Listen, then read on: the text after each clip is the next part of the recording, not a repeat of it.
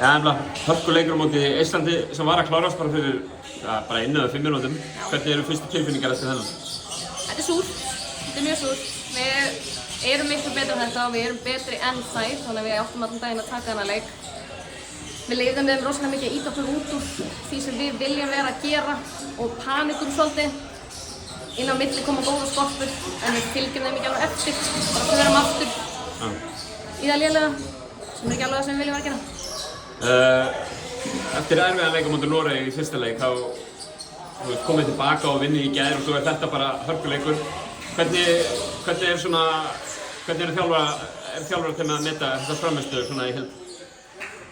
Sko, við tókum mjög góðan liðsigur í gær. Þannig að þetta er mjög mikið upp og niður. Þegar það fylgja plani og við sem lið fylgjum plani, þá er þetta gangu upp eins og það gerist í gær. Þannig að þetta er mjög mikið bara það að við þurfum að fylgja þessu, við þurfum að halda ákveðið sem við erum að gera. Einkennið okkar er ekki þetta. Einkennið okkar er góð vörn. Við erum ekki að ná að sýna það eins vel og við viljum.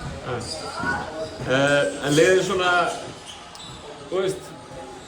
3 leikdagar búnir á 3 dögum, þetta er náttúrulega alveg þokkalegt álag á bæði leikmenn og þjálfara að vera að klippa og allt þetta.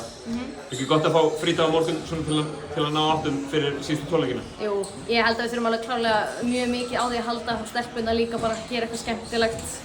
Taka þær í einn ratleik, hrista hópina þér saman.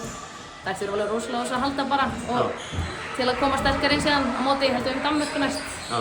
Koma sterkt inn þar. Síðustu 2 liðin sem er eftir, það eru Danmörk og Finnland. Heimakonur eða stúlkur í Finnlandi.